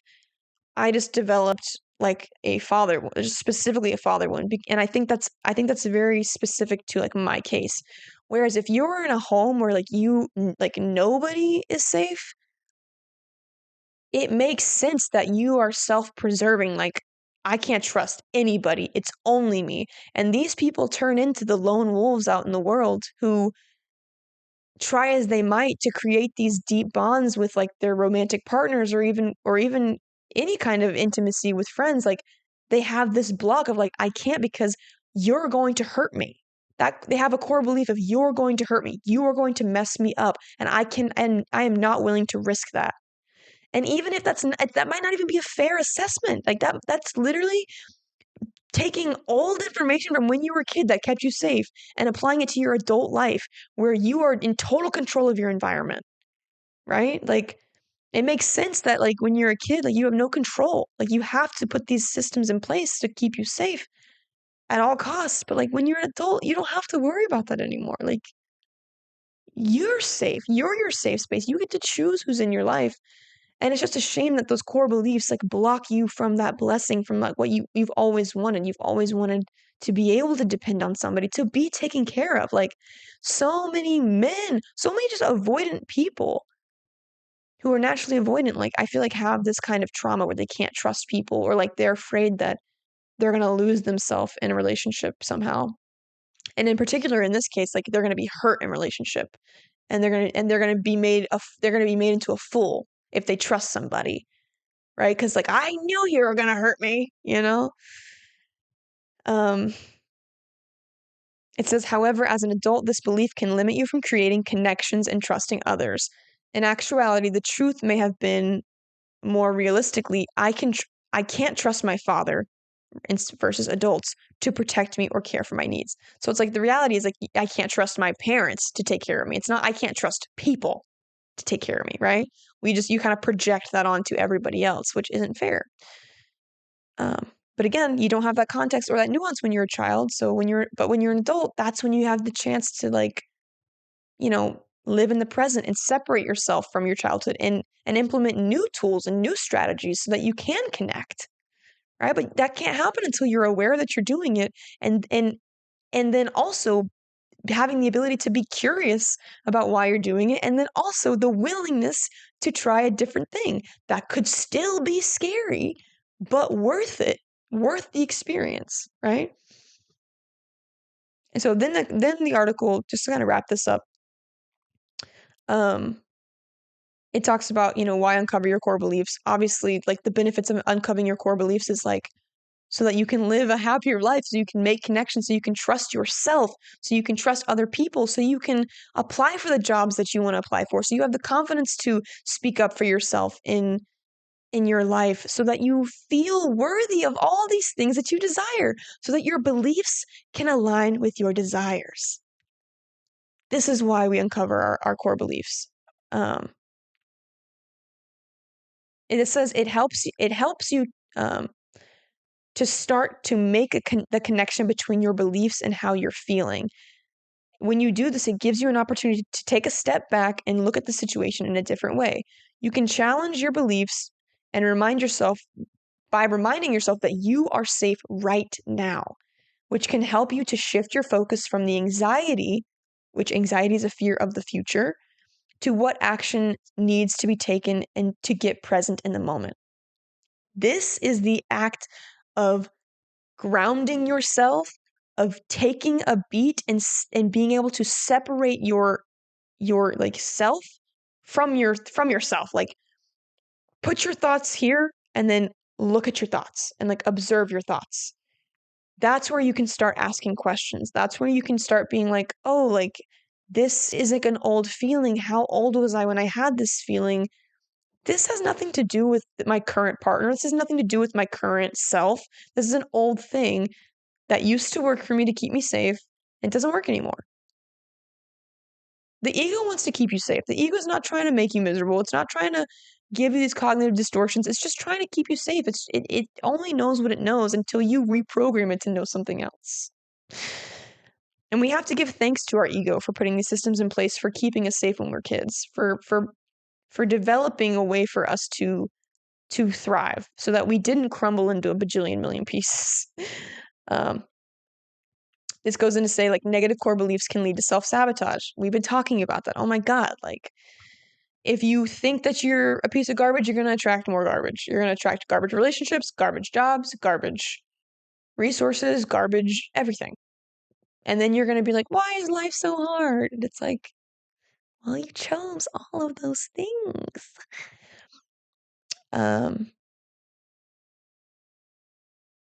It says, let's say you're working towards a career dream that you have. However, you notice that as you take steps toward your career goal, which is what I was speaking about earlier, you find yourself sabotaging your success, procrastinating, feeling anxious, and avoiding what you need to do. Literally me. You might wonder, what's wrong with me? Why do I keep stalling? I want this goal. Again, desires, belief. What you might not realize, however, is that you are carrying a deep belief that you don't deserve success. Others will find out that you're a fraud, or that achieving success will involve having to maintain more than you can handle. I've had a big fear in doing this entrepreneurial pursuit that I have a fear of success, and I'm going to take off more than I can chew, and I won't be able to follow through in the diligent way that I would want to because I'd be too overwhelmed. And I've been working on that. I've been working on that diligently so I can replace that core belief with something new. Of like, I am abundant. I am more than capable of being successful and live as long as I live in my integrity and I show up for what I say I do. And I just repeat that to myself over and over and over again. This says, again, these aren't thoughts we are aware of on a daily basis. What you might notice instead while working on your dream career is, I need to take a break. Maybe I should update my resume again. So it's like when you're pursuing this thing that you really want, that you really desire, and you start procrastinating on it, and you start thinking, because you have this wound of like, I don't deserve it, you start moving to other things like, well, maybe I should apply for other jobs because this is really hard. Or maybe, what did it say? It said, or maybe I should take a break. I'm tired. This is a lot of work. I have done both of these things literally in the last 3 months. It's a constant process, but I have grace for myself. I'm like, listen, it's a part of it. All I can do is take notice of it when it's happening, get real that it's happening, and then take some steps to make change in a direction that's more beneficial, it's more helpful. Yeah, it says like, you're not thinking I'm not worthy, I can't have what I want, though this could be the core belief running the show. Uncovering your core beliefs helps you to make change in your life, to take charge of your life. It says to change your beliefs, you ultimately change your life. And that's what this whole episode is about. Like, if you can change your beliefs, you can change your life and you can attract what you actually desire. Like, that's the whole goal here, is to make manifest your dreams, to create the life of your dreams. This is a helpful tool to help make that happen. This says how to change your core beliefs, because this is really what I want to wrap up with, is how to actually make the change. What are the steps we can take to make the change, to keep us from diving into the cognitive distortions? It says core beliefs can be challenging to change as they are often hidden, automatic beliefs, which have also become part of our identity. Learning to identify, step 1, challenge, step 2, and reframe your self-defeating thoughts and core beliefs is an important step in emotional health. Amen, sister. Again, what did I say earlier? Identify, question, and then replace, like with a new belief. This says cognitive behavioral therapy offers several strategies to help identify and change your core beliefs. Here is a straightforward approach to challenging these core beliefs. I love a straightforward approach. Let's get into it. Number 1, identify your core beliefs that you have taken to be true, things you believe. Use the list on this page for core beliefs worksheet, which I will link in the show notes. It's a great worksheet. It literally has like a section for beliefs about yourself, beliefs about relationship, and beliefs about life. And there's all these different like negative stories that we tell ourselves, like beliefs about yourself. I don't deserve love. I must earn love to deserve it. I'm not, oh my God. I must earn love to deserve it. That is a massive people pleaser freaking situation that I have dealt with for sure. I'm not lovable. To be lovable, I must always agree, people pleaser. I'm not important. I'm not creative. This whole list is just everything I've struggled with. I must please others to be worthy. I don't fit in. I'm not capable. I'm not worthwhile. I'm not a worthwhile person. As you can see, this is like a big long list, and you can see like all like the very common themes that people believe about themselves that just aren't true. Beliefs about relationships. I don't have what it takes to make a relationship work. That's what Clay was going through. A relationship will only work with the right person. I feel like a lot of us get caught up in that. I gotta find the one. And it's like, no, you can make your relationship work with whoever you want. It's a choice. It's easier with the person that you're compatible with, like I would recommend being compatible at the very least. But there is no right person. Like you make your right person. You choose your right person. Other beliefs, I'll never do it right. I'll never find the right person. If I love, I will be hurt. I'll get hurt if I get too close in a relationship. All the good people are already in relationships. I can't attract/keep a good person with my body looking like this. I'm a loser. The list goes on and on and on. And then there's like beliefs, negative, like core beliefs about life. People don't want to listen to me. That's a big one I have. Why do you think I have a podcast? Why do you think I have a podcast? You have to listen to me. Well, you don't have to, but like if you turn it on and it's playing, then it's like, yeah. The world isn't a safe place. The world is an unhappy place. The world won't survive and neither will I. Life is unfair. Life is hard. Life is full of stress and overload. Men are tough, scary, and angry. Women are tough, scary, and angry. People are out to get me. The world owes me a living. The government always lies to us. These are all negative core beliefs that a lot of them on the ones about self resonate deeply, but we are doing better. We are making change. So in order to do that, step 1 is identify your core beliefs. Go to that list. Maybe you can find some that resonate. And if that doesn't work, then get out a journal and just like think about like, what are the core beliefs I have about life? Don't think about the negatives or the positives. Just think about what are my core beliefs and make a list about myself. Then make a column for what are my core beliefs about relationship? Make that list. What are my core beliefs about life? Make that list. And then find all the ones that aren't helpful. And then that's where you start. Identify your core beliefs, especially the negative ones. The good ones, we want to keep the good ones. We want to keep the helpful ones that make us feel happy and good and help move our life in the direction that we desire. Step 2, ask yourself, is it to my advantage to maintain this particular belief? Is this belief really true and valid? What are the advantages/disadvantages of believing this? Love these questions. First question, is it to my advantage to maintain this particular belief? So it's like if you go through your list of like whether they're just the neutral list, we haven't made pros or cons yet. Go through each one. Like, is this to my advantage to believe that this is true? Is this to my advantage to believe this is true? If the answer is yes, great, keep it, put it in the bucket. If the answer is no, We need to look at it, okay? And that's where step 3 comes in.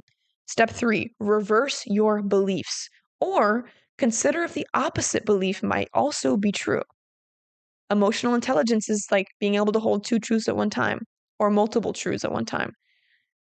And this is where that work comes in. This is where you can develop more emotional maturity. It's like, can both these beliefs, live at once? So, or consider if the opposite belief might also be true. For example, I must hide my true feelings. You can try reversing it by saying, it's okay to express my true feelings. Or I must control my partner. You can change that to, I could accept my partner. There are many different ways that you could reverse a belief or express its opposite. Just play with various ways and then ask yourself if the reverse is or could be more true or more helpful than the original. Here's a list of positive thoughts and feelings to guide you, which I will also link this in the show notes. It's just a link to a blog. I like this blog a lot. And like it's a counseling group out of Texas, which I'm just like out of Houston. I'm like I might need to call them because they've got online therapy, and I should really look into that. It says you can also create step 4. It says you can also create positive affirmations to help affirm your new core beliefs. Again, I kind of talked a little bit about affirmations in the last couple episodes, but like affirmations only work if you really believe that it's true. If you really believe that you can make it happen. And also, I'm like wiggling around on the video. I'm sorry. I have to pee so bad. I did not know I was going to talk this long. um, so step 1, identify your core beliefs. Step 2, ask yourself the questions. Get curious about those core beliefs. Is it to my advantage to believe that this is true? Step 3, reverse your beliefs. Ask yourself or try to take your belief and flip it on its head, flip it on its reverse, and see if that could actually be true. See if that's to your advantage to believe that the opposite is true. And then number 4, you can create positive affirmations to help affirm your new core beliefs. Just because again, your belief is something that you deem is true. A core belief is something that you believe is true over and over and over and over and over again. So whether it's like even if there's like a little bit of belief in the thing that in the truth that's a little bit more to your advantage, like grab onto that and just keep affirming it, and live it and breathe it and make it an action. So those are the 4 steps to changing your core beliefs. I think that's a great place to start. Identify, ask, reverse, affirm. Identify, ask, reverse, affirm, refirm. What the heck? And then the last piece of this article, which I didn't know I was going to read the whole thing, but I think it was really helpful, to be honest. Just like talking through this concept, it did a really good job of laying out all the things. There's this technique of like a downward arrow question and answer technique to identify core beliefs. This is like another thing you could do outside of the identify, ask, reverse, affirm. And this is another strategy to identify and challenge core beliefs is the downward arrow question and answer technique. Discover core beliefs by starting with a negative automatic thought. So one of our just through the lens of our cognitive distortions. Excuse me, pardon me. And asking why it would be upsetting to you if it were true. I do this kind of naturally. I do this a lot. So an example it gives is, it says continue generating a series of negative thoughts until you reach the core belief by asking, what does this mean to you? Or assuming that's true, why is that bad? And the example they give is, Jane has expressed a feeling of helplessness and worthlessness because her daughter refused to clean her room. Here's an example of the Q&A technique applied to the automatic thought. This room is a mess. Automatic thought, this room is a mess. Question, what does that mean to you? Answer, she's a slob, talking about her daughter. Question, assuming that's true, why is that so bad? Answer, my friends will come over and see her messy room. Question, why would that be so bad? Answer, they'll think I'm an inadequate mother.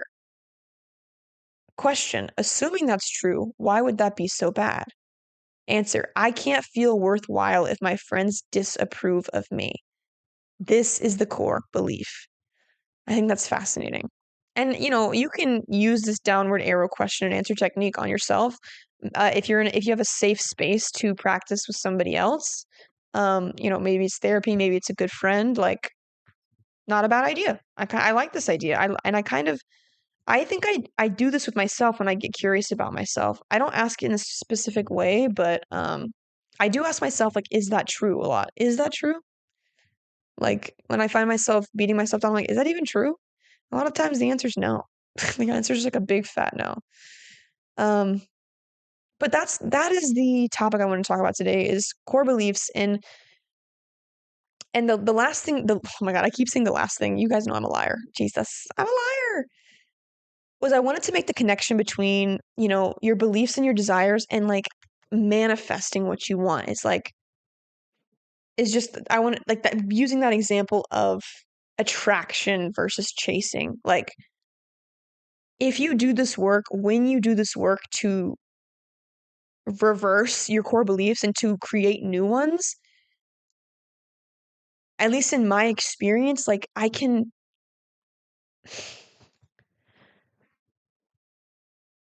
even describe to you the amount of joy I feel, the amount of confidence I feel, the amount of power I feel in myself. Like I trust myself. I have done this work and I've on top of doing other things of like taking care of myself and building that relationship with myself. It's like this was step 1. It's like I had to reverse engineer the things I thought about myself to then create the confidence to take care of myself, and then taking care of myself created the confidence which like made new core beliefs anyway. It's like it's kind of like doing this, like doing a it all informs itself. And all I know is that if you do this work and if you continue to question everything, be curious about everything. Don't assume anything with anybody else and don't assume anything with you. I encourage you not to assume anything is true about you until you've questioned it, until you've looked at it and you decided, yes, this works, this is true, and no, this doesn't work, this is not true. That is the core of like self-reflection. That is the core of self-development, is asking yourself, is this true? Like, and then finding what is true, figuring out what is true for you, and then putting that on and seeing if that works. And then you're allowed to take it off.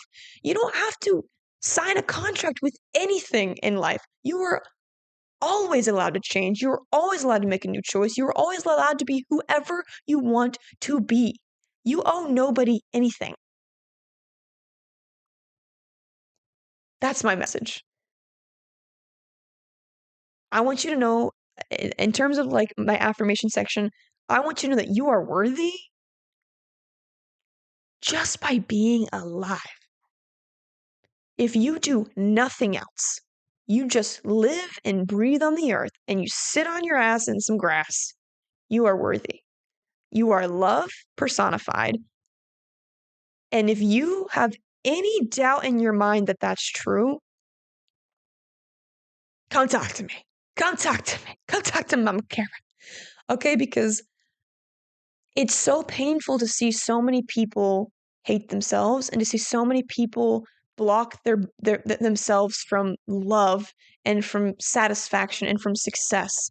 And it's painful for me to see it for me. So I'm doing everything in my power to make sure that doesn't happen. And I am sharing this with you so that hopefully you can do everything in your power to make sure that that doesn't happen, to make sure that you can live your happiest, most joyful, desire-filled, successful life that means something to you. Because what else are we here to do?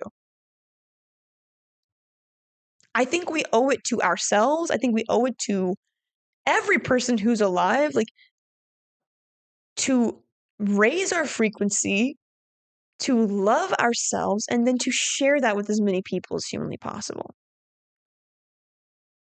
Not too much to ask, right? With that, I love you guys. That's the show. That's the show. 2 hours, bruh. How do I keep doing this? I be talking, I be chit-chatting. Join the Patreon, guys. As like, share, subscribe the show. Follow the show on YouTube at Perfection Unfolding with Kara G. Follow the show on Instagram at perfectionunfoldingpod. Follow me at Kara G Campbell on Instagram and our TikTok at Perfection Unfolding. And join the Patreon. I would love to see you guys. I'd love to be in community with you. I would love to share these ideas and talk more in depth and have like Q&A sessions and take polls and just do all the things and have you as a friend, as an internet friend. Hee hee. Happy spring, happy Aries season. I love you, and I'll see you next Tuesday. Okay, bye.